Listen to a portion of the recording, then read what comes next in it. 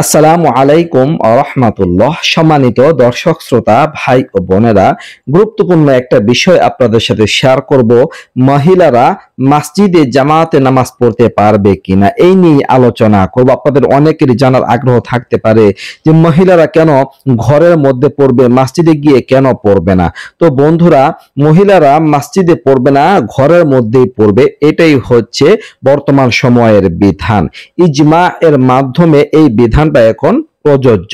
বন্ধুরা, ইসলামের শুরুর জামানাতে মহিলারা ব্যাপক হারে মসজিদে জামাত আদায় করতে পারত, কারণ তখন ততটা ফিতনা ছিল না, নিরাপত্তা ছিল, মহিলাদের ইজ্জত আবরুর হেফাজতের একটা গ্যারান্টি ছিল। কিন্তু বর্তমান সময় ফিতনা ফাসাদের সময় মহিলারা যে কোনো সময় যে কোনো জায়গায় উত্তপ্তের শিকার হতে পারে, ঝামেলার শিকার হতে পারে, ধর্ষণ নির্যাতন এখন বেড়েই চলছে। তো সেই জন্য বর্তমান সময়ের ওলামায়ে কেরাম সবাই ঐক্যমত যে মহিলারা মসজিদে জামাতে পড়তে পারবে না, ঘরের মধ্যে পড়বে।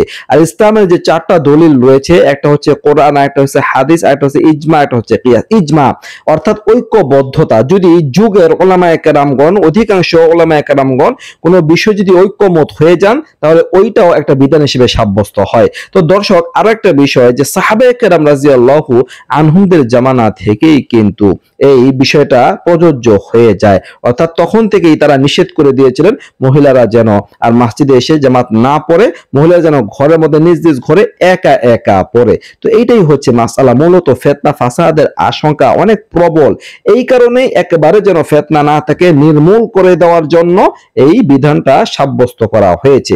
তো আশা করি বুঝতে পারছেন। নিত্য নতুন আরো ভিডিও পেতে সবাই পাশেই থাকবেন। এই পর্যন্তই। আসসালামু আলাইকুম ওয়া রাহমাতুল্লাহ।